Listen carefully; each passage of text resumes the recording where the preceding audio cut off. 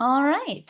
Good evening, everyone, and welcome to the graduate reading of the Shaindy Rudoff Graduate Program in Creative Writing. We're honoring the last 2 years, those who completed their theses in the 2022 and 2023 academic year, and those who've just completed their past academic year, 2023 to 2024. And this is the first night in a two-part reading. The second evening will take place Saturday night, Motzei Shabbat, January 11th. I'm Marcella Shulak, the director of the Creative Writing Program, and I'm here on behalf of my colleagues, and they're with us too. Evan Fallenberg, the Fiction and Literary Translation Coordinator, also the chair of our department. Alana Bloomberg and William Kolbrenner, who are creative nonfiction. Michael Kramer, Jewish Arts Seminar, is only absenting himself because he has broken his elbow and is in surgery. So Jane Medved taught poetry workshop last year. Taylor Johnson-Levy taught fiction workshop. And we thank also Ayelet Tzabari, who taught prose workshop a couple of years ago and is still working as a mentor. So we also thank the mentors of tonight's readers. And tonight they're represented by Kara Glatt, Ayelet Tzabari, and Dahlia Rosenfeld.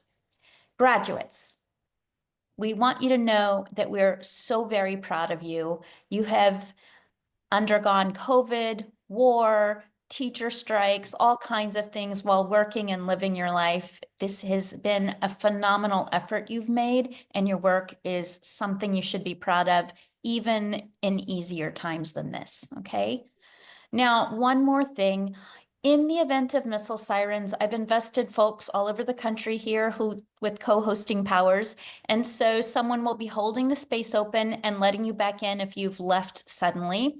Co-hosts will also be able to mute folks in case of unmuted sirens. Hopefully we won't have any of those.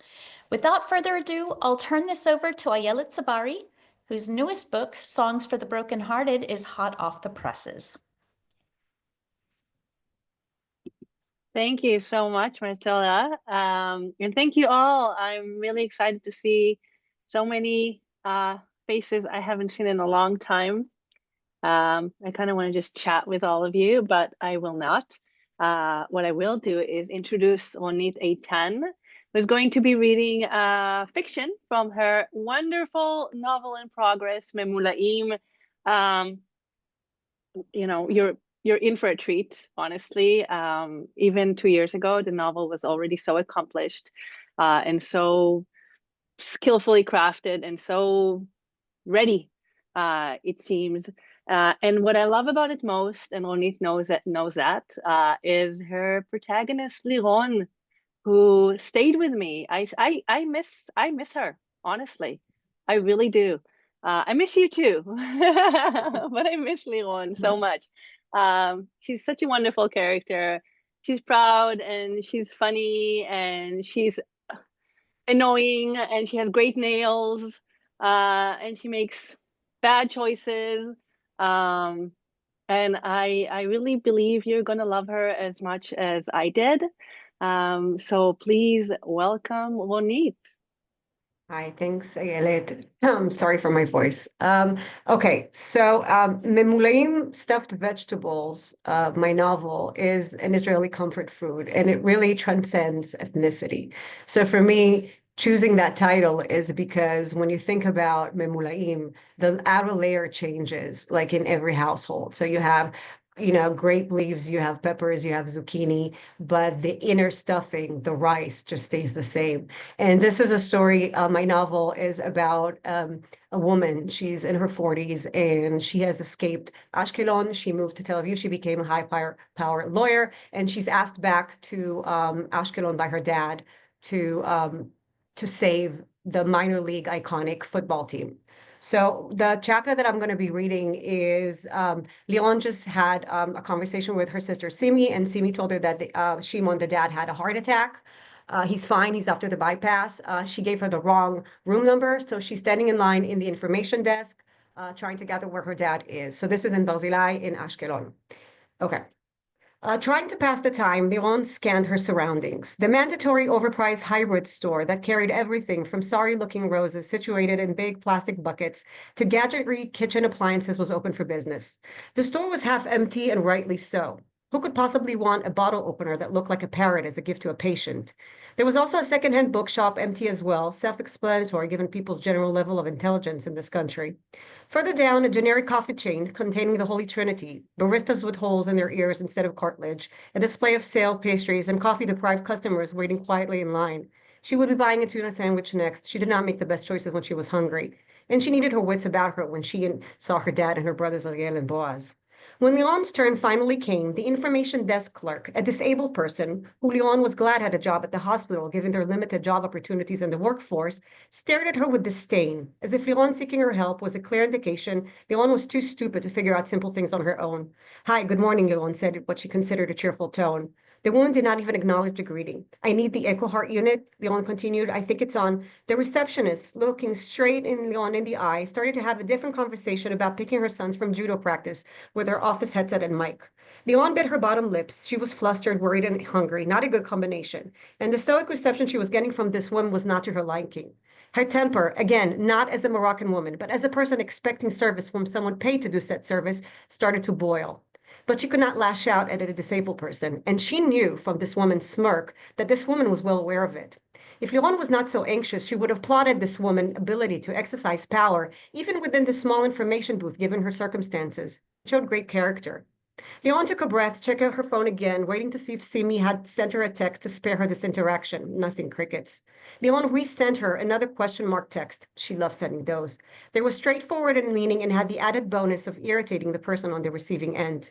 After 3 long minutes during which Leon gathered that the receptionist's 5-year-old sons were not on the road to become the next Olympian champions, giving their resistance or even put on the judo uniform, Leon was giving the standard second elevator, 9th floor, Simi gave her the wrong floor, 4th entrance to the right explanation with a bored inflection of tone, which Leon was positive was not part of the woman's disability.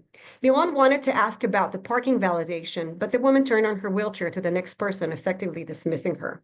Leon was standing by the elevator waiting. She passed on 2 previous elevator rides because they were full to the brink with people, sick people, people carrying germs. Her rule was simple, 3 people max per elevator. She was not a germaphobe per se, but hospitals scared the hell out of her. Her mother had cancer, but what had killed her was a bacterium she caught in the hospital that had nothing to do with her illness. Hospitals were incubators of festering germs. She hated them. After the 3rd elevator door opened to reveal an unreasonable number of people, Leon just made up her mind to step inside the next available one. With her eyes on the floor, the minute she heard that the next elevator door opened with a ping, she entered, rushing to push the door's control button. The small middle space was occupied by a sanitation worker wearing a black beanie. Hospitals prefer atmosphere was wintertime and temperature, and a woman in a green faded hospital gown sitting still in a wheelchair. She had a thick, dark, black wool blanket covering her lower half of the body. Leon stared at the clear liquid in the IV bag dripping down the tube attached to her arm and shuddered. She tried to respect the woman's privacy, but she could not help but stare at her. The woman sat with her eyes open, glazed as if in a trance, but the rest of her was motionless, rigid. She looked to be around Leon's age, maybe a few years older. She had a medium-temp complexion, similar to Leon's in tone. Her eyebrows were neatly drawn instead of grown, and her long black hair was straight, with a hint of gray roots. Her nails, Leon noticed, was nicely cut and clean. A loved one must have made sure this woman was presentable, dignified in appearance.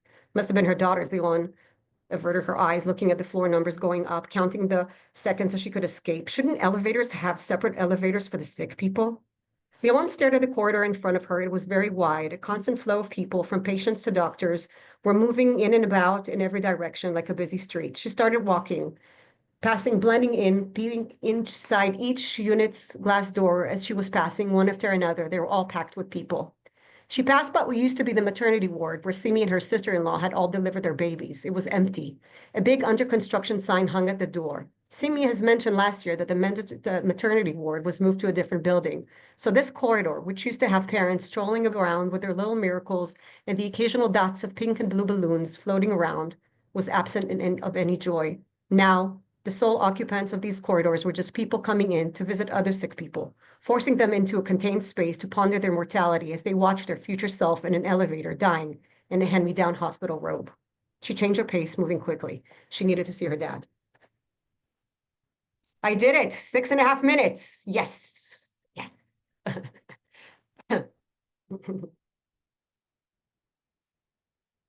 Thank you, Ronit. Should I just go on? All right. Thank you so much. It was a pleasure to hear more of Liron and more of you. I'm honored to introduce Or Mor Yosef, who'll be reading from Kitisuro Tales, which is a collection of short fiction that portrays the humanitarian aid experience. This is an experience I was completely unfamiliar with, mostly in Africa, I guess all in Africa. And it just all managed to bring me into this world with all of its complexities. And the cast of characters, I'm a big fan of the short story form. So it was such a joy to work with you all. This cast of characters was so real, it just leapt off the page for me. And some of the stories, I don't know which one you're reading today. I asked, but you didn't see the email. I wanted to know in advance. But some stories in this collection are nothing short of masterful. And I'm really excited for you all to listen to some of it today. So take it away, all. Thank you. I'll read an excerpt from a story called What Is Yours? Just to set the setting. It is based in Kenya, in the tropical island of Lamu. And the story builds up to the scene where the two main characters, Jeremy and Hillary, confront each other. They're both writers spending their holiday in Lamu, and the story, I guess, it deals with who has the right to tell what stories.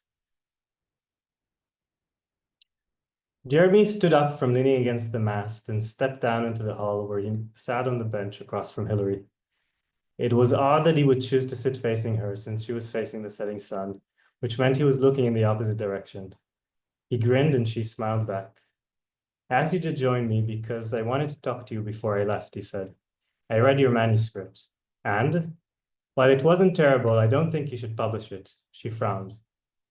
It is an important story, and it certainly needs to be told, but it cannot come from you. You're being ungenerous and ungrateful, her jaw tightened. You said nothing until now, nothing about the critique I took so much time to write, and nothing about my manuscript. Do you realize that people pay me for my critiques? You have no right to exploit African stories the way you do, he said. Excuse me, she gawked. You heard me. You harvest our innermost sufferings, our pride and our joys. You rob us of our voices. We did the same with Shards of Congo and Banda Island. The story of Josephine Kalenga is one of the sincerest stories ever told about the First Congo War, and it was written by a white lady. Can you imagine how painful that must be for the Congolese writers who lived through that war and other wars since? The slap in the face of African independence. You read my books, she said. She realized Jeremy had been dishonest with her from the very start. You continue the colonial enterprise as if this continent belongs to you. It was not enough for you to plunder our land and our natural resources. You must also plunder our stories and our souls. That's not fair, she shrieked. I'm an ally. You can't blame me for what happened centuries ago, especially since no other British Kenyan writer has been such an advocate of decolonization as I am.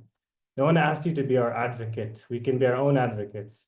You're the reason so few Africans have won the Nobel Prize for Literature. You and others like you steal our right to tell our own stories. You won't let us speak for ourselves. And once your pillaging is done, there is nothing left for us to tell. I may be profiting from stories that are not mine. And I know I am not one of you, even though I've lived here all my life. I know I could never tell a story from your point of view, but I sure know how to tell it from mine. I worked hard, and I'm good at what I do. Those who can't keep up shouldn't expect the recognition. Don't I deserve some credit for my merit? You don't know what it's like when the odds are stacked against you, when you're one among millions.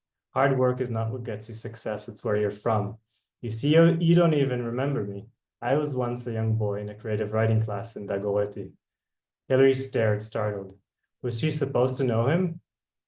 I came in week after week to hear you speak. I didn't have to be there, but I wanted to. I devoured every sentence and every word. For you, it was just a community project. Teach some poor high school kids in the slums, take a few photos with them, write about the life-changing experience, and move on. But I went on to study journalism thanks to that workshop. I looked up to you, and you can't even remember me. I'm sorry, Jeremy, she looked down. There must have been dozens of kids in that class. It must have been well over a decade ago. How old are you anyway? I've held so many of these workshops. That's not all, he said. There was a competition. It was my third year in university. I was thrilled when you were announced as one of the judges. You had given me so much praise when I was young. You had said I shone with potential. I believed you. And then your critique came in. What do you want me to say? This is why we have anonymous readings. Are you still holding a grudge over a competition you lost? You wrote that my protagonist's backstory was not believable. Jeremy raised his voice. His eyes were glistening. He seemed crazed. He was scary. She was trapped with him on a small dhow in the ocean. He could hurt her. She could disappear. The crewmen could surely be bribed and no one would ever know what happened. She hardly knew Jeremy. They had only just met. What might he be capable of? The idea that a boy wouldn't know his father, who lived in the same village within a 5-mile radius, was unfathomable to you, Jeremy said. His nostrils flared, his brows furrowed, he was raging. How could you possibly know? It is my life story. How dare you say it's not real? The other critiques were not nearly as damning. If it weren't for you, I might have stood a chance. I didn't know about your father, Hillary retorted and tried to stay calm. What happens in life doesn't always work in fiction. That's not what this is about, and you know it. You have no right telling me what the Kenyan life is like. Hillary felt dizzy and nauseated. The water was no longer peaceful. She wondered if seasickness had overcome her. She observed that the captain and his boys seemed unmoved by the conversation that had transpired. Was it because they didn't understand or because they didn't care? Or perhaps they were buddies of Jeremy. Jeremy took something out of his bag. It was a lump of folded papers. Is that my manuscript? The pages were marked with a red pen. Illegible notes were scribbled along the margins. Sentences were crossed out. Large X marks appeared where paragraphs used to be. Her words seemed vandalized, desecrated. Her heart was pounding. He tore a couple of sheets from the rest and held them high above his head. What are you doing? This belongs to the people of Kenya, Jeremy said. This is ridiculous. Let go of the sheets, letting them glide freely on the Kaskazi wind. Hillary rose to her feet. She had to sit back down when she realized her movements were too abrupt and the dhow was becoming unsteady. But she quickly stood up again and lunged at Jeremy to retrieve her manuscript. She didn't know what had to overcome her. It wasn't like she didn't have a copy, but her reputation was under attack. He avoided her and quickly climbed to the top of the side deck and to the edge of the gunwale, where he stood with an arm outstretched to the sea, clasping the remaining pages. No, that's mine, Hillary yelled as Jeremy sent the pages of her manuscript flying into the Indian Ocean. She tried to stop him, silly as it may seem. She grabbed Jeremy's arm and tugged at it. He pulled away with force and broke loose of her grip. She quickly lost balance like in a tug of war. She slipped and fell. When she looked up from the deck, she saw Jeremy's hand outstretched toward her and the whole crew on their feet, staring in a semicircle around her. She took his hand and he helped her to her seat. She sat in silent indignance for the entire ride back to the shore. She felt old and irrelevant, useless. She couldn't hold back the tears.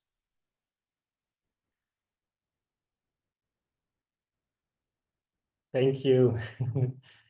And next will be Keren Berkovitz, introduced by Kara Glass. Thank you. I'm delighted to introduce Keren, who will be reading a selection from her in-progress novel, Boundaries. Boundaries tells the story of Jordan Vaughn, a high school student living with his uncle Derek in the wake of his father's death. The novel shifts perspectives between the two characters as Jordan comes to terms with his newly discovered asexuality, bullying at school, and the failure of other authority figures in his life to adequately protect him and his friends at school. While the novel deals with a sexual identity that is still widely misunderstood and rarely written about, at its heart, the novel combines a classic coming-of-age narrative with a plot that affirms the ability of a trusted adult mentor to serve as an integral part of, rather than an ineffectual obstacle to, that narrative. It has been wonderful to work with Keren and watch her story and her writing develop over the past 2 years, and to welcome her now to share her work with you tonight. Keren. Thank you, Kara.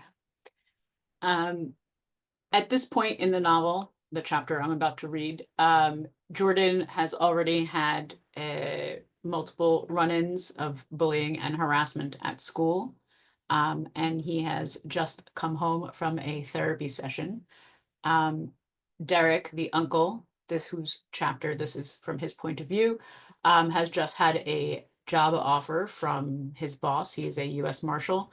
Has had a job offer from his boss to relocate with Jordan to maybe alleviate the problem. And so he's coming home to see what's going on with his nephew. When he arrived home later that afternoon, Derek was upset to find a rather sullen teenager sitting at the kitchen island, fully engrossed with whatever program was active on his laptop. "I can feel you staring at me, old man." Derek huffed out a laugh, amused despite himself. "Less with the old, please." Making Jordan a snack before getting busy with dinner preparation, chicken with broccoli and rice sounded good. He went about a subtle interrogation. Rough session? Or not so subtle. He was too tired to talk around the topic today. Jordan sighed and looked up from the laptop screen. There was another thing at school today. And, stuff. Very eloquent. Jordan stuck his tongue out at him before turning back to his laptop. Derek watched him for a few moments before busying himself with the spice mix for the chicken. "Want to elaborate there a little on the school thing? As specific as stuff is, you might want to go into a few details there too." "Want to? No." Derek could hear Jordan tapping away at the keyboard behind him. "But I guess I don't really have a choice." He closed the computer. "It's just, how there's all these clicks." Okay, let's try this again." Jordan pulled the snack towards himself and munched on the cheese cubes in deep thought before speaking once more. "Right. We were at the lunch and the cool kids came over to bother us, as they do. Names?" Jordan gave a narrow-eyed look, affronted. "It's not like they're going to get arrested. Besides, I'm sure somebody filmed it." Jordan waved it away. "Anyway, they came over to bother us. A teacher actually came over to find out what was happening and tried to blame those of us sitting at the table for the disturbance. But Ashley was able to refute everything, and the people sitting around us spoke up, sort of, so the teacher couldn't play favorites. We didn't get in trouble, but neither did the jerks who came over to harass us. But if it was the other way around, you definitely would have received some sort of punishment." "Oh, totally, no doubt." "Okay." Derek nodded, putting the chicken into a dish alongside some broccoli and shoving it in the oven. He took out the rice and set up the rice cooker. Definitely one of his best purchases. "Are you waxing poetic about that cooker in your head again?" "I totally am, and I'm not even embarrassed about it." He closed the lid and pressed the button, turning around to face his nephew. "That's okay. I can be embarrassed for the both of us." Jordan shot him a smirk. Yeah, get on with the story." The smirk evaporated quickly. "That is the story. Just another confrontation in a long list of unfair and unprompted confrontations. I'm just really tired. And sad, maybe? Frustrated? A lot of words. Have you thought any more about the homeschooling?" "I'm noodling on it," Jordan replied, opening his laptop once again. "Oh, and Ashley has this fantastic notebook. Well, logbook, really." "A logbook? Of what?" Jordan's face was still in his laptop screen, but the smile was all for whatever Ashley had done, Derek could tell. "She's been keeping track of all the offenses, the wrongs done to us by the school. Or maybe in general, I don't know. But I got a peek at one page. It's amazing." "Well, that was interesting. Derek would love to get a look at that." "Maybe next time she's over, she could let me have a look at it," he said casually, as he lay out the silverware. Yeah, sure, whatever. She probably wouldn't mind." "And the stuff?" Jordan lost the smile and kept typing away. Maybe not right now." Derek let that simmer for a bit. He'd see how Jordan slept tonight and try again in the morning. That's it. Thank you. Yes. Sevitt Henderson is one of those rare writers who can pivot mid-thesis. In fact, she was planning to write a different thesis before October 7th, and although I was a little bit skeptical at first about poetry written so soon in response to an event to which it's responding, Rachel, drawing on techniques gleaned from poetry of witness, documentary poetics, and other genres, produced a first. Her thesis is called The Watchers, and it comprises 2 complete, separate but related chapbooks, and they're called Season of Fear and Beg. And I also want to add that Rachel won the Andy Mariah Prize for Poetry when she was a student as well. So everyone welcome Rachel. Thank you very much. So thank you very much to Marcella for guiding me through this process and for introducing me now. I'm going to be reading 4 poems from my chapbook, Season of Fear. The poems deal with grappling with a sense of autonomy in the face of the war that we've been living through. And many of them, 3 of the 4 I'll read now, use traditional forms as a way to make sense of some of this chaos. And I shortened the first poem for this reading. Catastrophe. This is my home, the only one I've got. I rented a place in North Jaffa behind a petrol station on a street thrumming with raucous sounds. Young boys hollering all night on bikes, football fans clamoring on the light rail, the echoing call of the muezzin. This is my home, the only one I've got. Although my Machsan-sized flat skimps on rental regulations, no place to do laundry, no bomb shelter, it is cheap in this city where every street thrums with raucous sounds. My neighbour takes more pride in our flats than they deserve, and he can be manic about weeding our entranceway. This is our home, he insists, the only one we've got. He makes me watch a video he took from the 2014 war of a rocket landing on the petrol station next door, and our alley, normally thrumming with raucous sounds, explodes into flames. I shake it off, tell myself I am safe here. This is my home, the only one I've got. The street thrums with raucous sounds. I tell myself I am safe here. It's early Saturday morning, almost dawn. A faint buzzing begins between my ears. I hear Holland's siren before our own. I dart outside. My neighbour, wild-eyed, says, "Follow me." Out of breath, he tells me we are safe here, in an outdoor stairwell. We throw our backs against its dirty wall. I feel the collision in my limbs before I hear the boom. It continues buzzing in between my ears.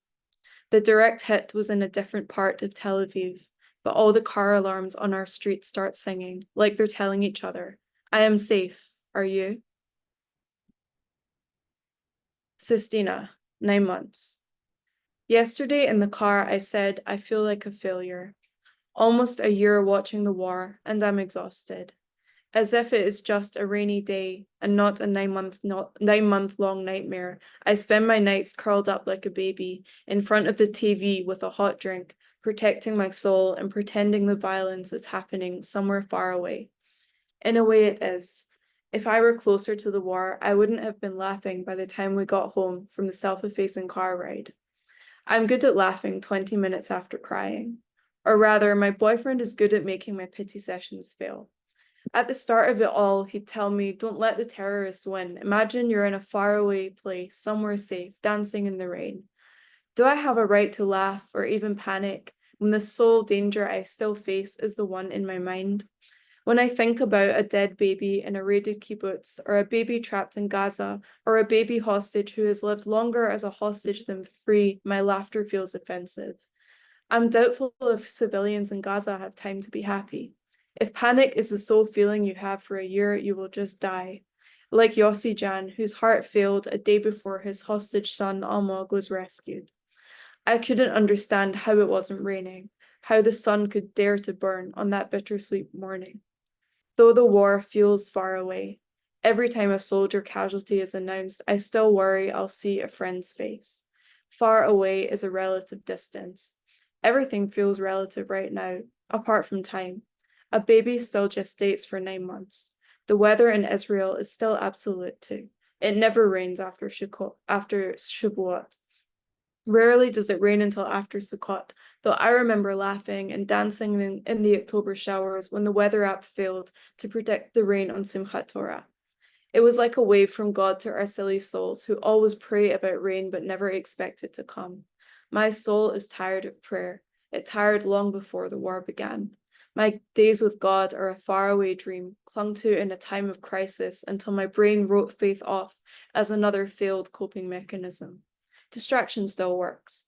Instead of thinking about the nightmare of babies who might have grown in violated bellies of 13 female hostages still in Gaza, I laughed on the phone with a friend who lives abroad. At her house, it was raining. Even when I'm happy, there's a corner of my mind where it's always raining. It floods over when I'm cut by a jagged thought or when I look at a poster of a trapped soul. And I try my best to play the cheerful civilian, part of a chorus of grateful, desperate laughter, but tears of misplaced guilt and horror and pain are never far away. The war is right here, a full term of violence, a breaching baby. 9 months on from that nightmare day, and all I can think is we have failed. Sonnet after work. I have a headache because I just spent 2 hours on TikTok and forgot to eat until after 2 p.m. I go to take ibuprofen. The blister packet is missing the 2 I popped out, but my throat doesn't remember finishing the job, nor do my fingers, which begins to search along usual routes for the 2 pink culprits. Perhaps they linger by a water glass. I thought I'd find them in my pockets. I am sure I didn't swallow them. There's no gulp holding my esophagus hostage. Maybe I chucked them out the window.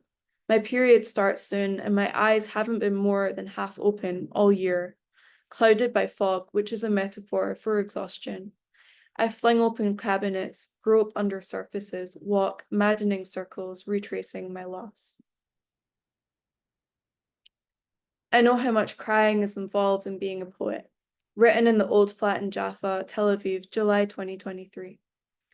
A lot of things can make me cry, like the newly grown leaves on my hanging vine, the first plant I've kept alive in a long time, or my new air conditioner that actually cools my tiny flat and allows me to drink something warm before bed again, like I'm almost crying into my mug of store-bought Sachlav right now. Don't get me started on Sachlav. My God, my gratitude for that drink could bring me to tears any day. I always bought it as a little treat after therapy, so now it tastes like a creamy hug. A hug tight can move me too, or it can make me shirk. It depends less on who it is and more on how raw the edge of my skin feels that day, on how tight my toes are. I'm scared that sentimentality will be my downfall. Every time I watch a post-apocalyptic or dystopian pandemic-themed TV show, I imagine how, if I was there, I would literally die of nostalgia. I nearly succumbed to it in COVID, so now I get to add moving flat to my backpack of triggers. I moved 6 times that year, from Israel to Scotland, back to Israel, inside Israel, Jerusalem to Tzfat and back again on the public bus. So now just packing up my stuff leaves me in tatters. I put my pictures up the same way in every new place because it's the first thing I do, because if I have to go to sleep in a room that is mine with walls bare of raggedy postcards, I fall apart. I'm hesitant to commit to this profession of yearning because I know how much crying is involved in being a poet. The night before a move is among the loneliest of my life. I'm renting a place of my own right now, and I've bought a pink armchair. It's my first piece of superfluous furniture. I think it will be where I cry the most. Thank you very much. And now it's Chana Goldberg. Yeah. So Ilana Bloomberg is Chana's mentor, but fortunately, Ilana is celebrating. Her friends have a wedding tonight. So she's written something for me to read on her behalf for Chana. Chana Goldberg is a writer who introduces us to characters in a world that has its own rules, norms, and logic. The reality she enters us into may be unfamiliar to many readers, but Chana bridges the gap with her eye for detail and her sense for the deep interiority of characters. Her writing is lyrical and inquisitive and often inspired. At the same time that her imagination tends to the individual characters, her writing has a developing social conscience. It will be exciting to see where Chana's writing takes her and her eager readers. Thank you so much. I'll be reading the first chapter of my thesis, which is titled Slips and Laughs and Rallies. The protagonist is named Miriam, and I looked to explore a lot of questions of identity between the religious and secular world and a woman's place in it, as well as between countries, Israel and America specifically. So this is the first chapter. Diamonds. We kill for them, mine for them. Pure carbon molecules arranged in a lattice crystal formation. We cut them, forming smooth faces and sharp edges. Tiny, sparkling, a waterfall of soft green bills slid across a table in exchange for one glinting gem. We tell stories about them, that they symbolize love, that they mean forever. They are mythical, a sign of fabulous wealth, eternal love, permanence in the face of a constantly changing world. They are so small, and we tell ourselves that they are worth so much. From the backseat of an Uber from JFK, I tuck my arms and legs tightly around myself and watch the milky winter light of the early morning skate its way around the city's outline. Straight edges and gaps of buildings piled next to each other, coalescing into a whole image, something one would label a skyline. There is one suitcase in the trunk of the car. It's an ugly turquoise duffel bag, and it contains everything I have brought with me for my move from Jerusalem to New York. I started with neat piles of clothing stacked on the floor of my bedroom at my parents' apartment in Israel. But as I endlessly folded and refolded the black skirts and puffy-sleeved cotton blouses, I realized that none of this could prepare me for understanding what I really needed to pack. I couldn't yet imagine who I was going to be in Manhattan, the type of girl I would need to reflect towards everyone I encountered with my clothing choices. Do you have a music preference? The Uber driver tilts his head back toward me, but keeps his eyes fixed on the blinking cars of the West Side Highway stretched in front of us. I don't know why this many people are out driving at 4 a.m. No preference, I tell him, fiddling with my phone. My screen has stayed blank of notifications ever since the confirmation in our family texting chat, letting my parents know that I safely landed in New York. Having a preference of radio station would require a degree of conviction and sturdiness of taste that I feel lacking in as I speed towards Manhattan at 4 o'clock in the morning with one poorly packed suitcase and a blankness of desire and self. The driver nods and twits the radio station knob. The car fills with the sound of a pop song. Up, hopeful. We have turned into the city now, brownstone apartment buildings with dark windows and flickers of golden light. A city thrumming with people where someone somewhere is always awake and in motion. Maybe next time someone asks me what kind of music I like, I'll have an answer. When I was 16, my family lived in Connecticut and I attended a tiny religious Jewish girls' school. Seated at my desk, mid-afternoon sunlight soaking through the classroom windows, I crossed my legs beneath the mid-calf length pleated navy skirt. My mother didn't know how to iron my pleats, and they never lay sharply and crisply like my classmates' skirts did. At the front of the room, our teacher stood by a whiteboard. "What is love?" she wrote on the board, green marker ink leaching onto the white surface. None of my 9 classmates said anything. My classmates were the daughters of rabbis and teachers. My own strange family was not like the others. My parents had grown up secular and returned to religion when I was 10. I could still remember a time when we'd eaten out at Burger King and when my mother had worn pants. Our teacher paced at the front of the classroom as we stared at her, wide-eyed, unsure how to answer her question. She wore a shoulder-length wig with stiff brown curls. "Girls, love is not what you think it is." Our teacher had 7 children. Like clockwork, she gave birth to a baby each year. Her husband was a rabbi at the boys' school. They lived in a small house a few blocks away from mine, with an overgrown yard littered with plastic children's toys. Love isn't fireworks and candlelit dinners. It isn't butterflies in your stomach. No. She shook her head firmly, her beige cardigan buttoned loosely over her own stomach, swelling with pregnancy. Love is work. Love is an action. It is a thing we build. "The wisdom of the woman builds the home," she wrote in Hebrew on the whiteboard. I dutifully copied the scripture quote into my notes. "This is our purpose as women." She wrapped her whiteboard marker against the wooden desk. "To achieve love through marriage. Marriage is your purpose, your essence in this world. God put women in this world to serve as wives and mothers, to further Klal Yisrael, our nation, to build homes filled with holiness." The teacher turned back to us. For a moment, all I could see was sunshine glowing off her face. This is our role as women. The marker was still uncapped in her hand. Marriage. The Uber stops on 95th Street, and the driver deposits me and my duffel bag on the sidewalk and then drives away. I'm standing alone on a Manhattan street at 4:30 a.m. A cold, late winter wind ruffles my hair. I pull a key out of a lockbox chained to a metal fence outside of our apartment building. My new roommate, Yael, texted me the code. I'll meet her tomorrow in the morning. This is the first time I've seen my apartment building. I saw grainy pictures over text and FaceTimed once with Yael. Our conversation was peppered with words like regular dishwashing, quiet after 11 p.m., and hosting Shabbat meals. I have chosen a new life with minimal data points to work from. I entered the building through a narrow door with notices about recycling printed in English and Mandarin. I drag my duffel bag inside, letting the door slam behind me. I'm confronted with stairs and flickering fluorescent lighting. I slowly make my way up, then turn down a tiny hallway to find the next set of stairs. My new apartment is on the 5th floor, and there's no elevator. 4 flights of stairs later, the hole in the end of my duffel bag larger, and my arms aching, I push open an apartment door. The kitchen is tiny, a quarter of a linoleum countertop, some yellowing white cabinets, a stove, and a sink. There is a folding table and 2 folding chairs in the corner, and a cheap-looking gray couch with a single mustard yellow throw pillow. A bedroom door is open off the living room. I remember from the pictures that this is my room. I flick on the light switch, illuminating a small square room with wooden floors and slightly scratched walls. There is a tall window that looks out at the brick wall of the building next to ours.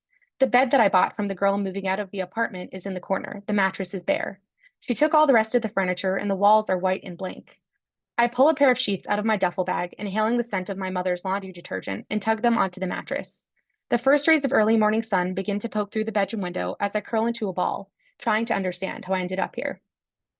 I meet my roommate Yael the next morning. She has dark curly hair, waves a quick hello, and shows me where to find separate dairy and meat dishes in our kosher kitchen as she pulls on her backpack. She is heading out to the biology lab on the east side where she works. I get on the subway to go downtown and pick up my security badge for work. My first day is on Monday. The small religious college that I attended for my bachelor's degree has hired me as an administrative assistant in their online education department. After 2.5 years of college in Manhattan and a bachelor's degree in English literature, I returned to Israel, where I made minimum wage teaching middle school English for 3 years in Jerusalem. I fumbled to communicate with my Hebrew-speaking students and their parents. I excitedly held up copies of Ella Enchanted and The Miracle Worker, failing to consider that for my students, each sentence of reading in a second language was laborious. The reverse applied to me too. My parents moved our family from Connecticut to Israel when I was 18, and I never quite caught on to the Hebrew language or the harsh, blunt mannerisms of Israelis. The subway is richly textured with sounds and smells. It is dark, gritty, and coated with a pungent layer of weed. I grip a sticky metal pole as the subway car sways through tunnels downtown. A bearded man with a guitar walks slowly through the car, singing Hallelujah. His voice blends with a conductor's fuzzy announcements, telling us that a D train is stopped at the station ahead of us. I get off at Rockefeller Center, double-check the office address on my phone, and make my way to 47th Street. The streets here are narrow, and the shop windows are full of glinting bracelets, necklaces, and row after row of diamond rings. I zoom in on Google Maps and see that I am in Manhattan's Diamond District. Okay, that's all I'll be reading. The final reader is Ephrat Huss, introduced by Dahlia Rosenfeld. Hello, everybody. I am pleased to introduce Ephrat Huss, whose beautiful, richly layered novella, I had to remind myself that it was a novella, not a novel, is largely about journeys, about both physical and philosophical. It is both deeply Jewish and deeply universal in a stream of consciousness style that, upon thinking more about it, have I come to see as reflecting the restlessness of the Jewish condition, a mind that is always in action, always pondering, reflecting, doubting, self-critical, and questioning in ways which encourage the reader to engage in a similar exploration of their own assumptions and attitudes toward home, homelands, peoplehood, family, love. And if that sounds abstract, hopefully it won't after the reading. So I'm pleased to introduce Ephrat. Thank you very much, Dahlia, and thank you all of you for this amazing space that you created. Marcella, thank you. And this amazing MA that was such a pleasure. So I'm going to read a chapter of my thesis that meantime has been accepted by Fig Tree Press as a short story called The Pet Rabbit and the Year That the Rabbin Died. And I chose a light bit because I'm the last one and I'm sure you're all exhausted.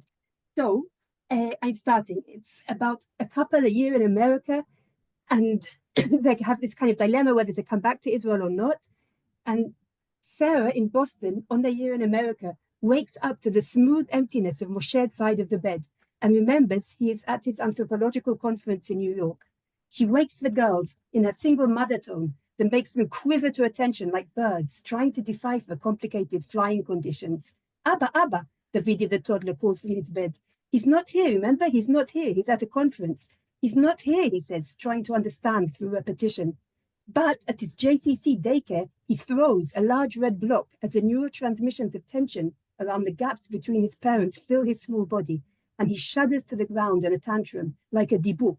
They call Sarah to come pick him up. We're teaching them to use their words rather than their fists, the teacher says disapprovingly.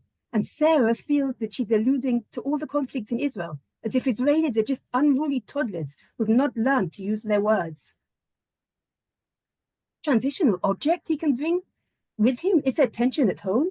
The caretaker asks in her soft, developmentally appropriate voice, sitting on the fluffy carpet, and Sarah wants to sink down into that carpet and lay her head on the caregiver's lap. Back home, with David in front of his tape of 100 first Israeli songs, Sarah continues with writing her thesis on multicultural childcare in Israel that she has to finish by the end of the year. So what did we learn about the transitional object? Sarah now reads in her file of Bedouin trainee caregivers, that they remind us of people we love when they're not there. Did you have teddy bears as children? No. Also, a woman without a man, she's like a black cloud without a transitional object, one says, as if they know Shalom is away, and they burst out laughing, muttering things to each other in Arabic. She's trying to give them voice, but they have plenty of voice, just not for her.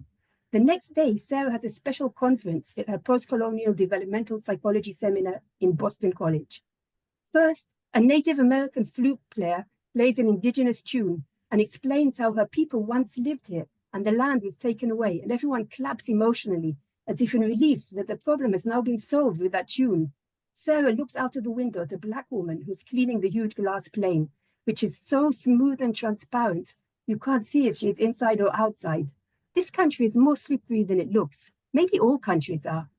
Next is a young man talking about a network of nursery schools he's set up on his reservation, using the concept of place attachment.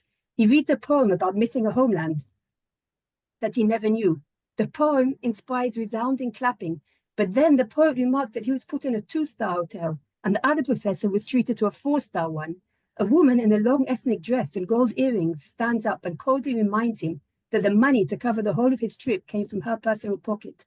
The psychoanalytical group worker mediating the session, who has long hippie white curls, like the wigs in the portraits of the college founding men gazing quizzically down on them from the wall, nods wisely and suggests that the Native American is acting out a deeper pain, one connected to his homeland being taken away. No, I just want to be moved to a better hotel. Like you're all in. What hotel are you in? Asked the poet. The giggles are bursting out of Sarah like a schoolgirl as she creeps out of the room and heads away from the conference to the direction of the shopping mall. Behaving at last the way Israelis on a 1-year sabbatical should, she buys herself in the Gap a pair of new red flannel pajamas to go home and rest in, wherever home is. That evening, Sarah puts on her new red flannel pajamas right away, and after bath, she sits down next to Davidi, a safe distance from her computer. She turns on his favorite tape of 100 first Israeli songs, not trying to persuade him to try something American. She brings him his supper on a tray, not trying to persuade him to eat at the table. And they sit together, his resisting body slowly falling asleep, unfurling into her soft red flannel shoulder. The woman of her thesis, locked inside the computer, smile at each other. Their developmental psychology teacher has developed at last. And then there's a knock on the door, and there's 5-year-old Shira, with a huge face-splitting toothy smile under her tears. She missed home. She jumps into Sarah's arms that are not holding Davidi and not typing away on the computer, but are waiting just for her. Davidi's video is still playing in the background with the sound turned down. The last song is a wedding between the pretty young singers. Shira, who is at the age of loving wedding dresses, sits down in Davidi's place, mesmerized. That's the dress I want when I get married. Of course, even a prettier one. Where did you get married, Emma? What dress did you have? She asked, like a very small marriage counselor in her furry heart pajamas. There's another knock on the door, and it's Moshe, home from his conference. He wants to talk, really talk about the decision if to return home or stay here. We don't need to talk, says Sarah, and he looks at her, the one who always wants to talk about everything, in surprise. And she smiles and spirals her arms around him, so that it's their old, but also a new hug. Let's go home, she says. Anyway, Rabin will make peace soon. Moshe looks doubtful, but he smiles. On time? I'm on time. Wonderful. Guys, thank you so much. This has been such an amazing reading. You're all fabulous. And we are very proud of you. Again, we will have the second part of this reading on Motzei Shabbat, January 11th, also at 7:30. And we hope to see you then. In the meantime, we pray that there will be swift and lasting peace and that our hostages will return home. Have a good night. Thank you, Marcela. And thank you, everyone else. Thank you.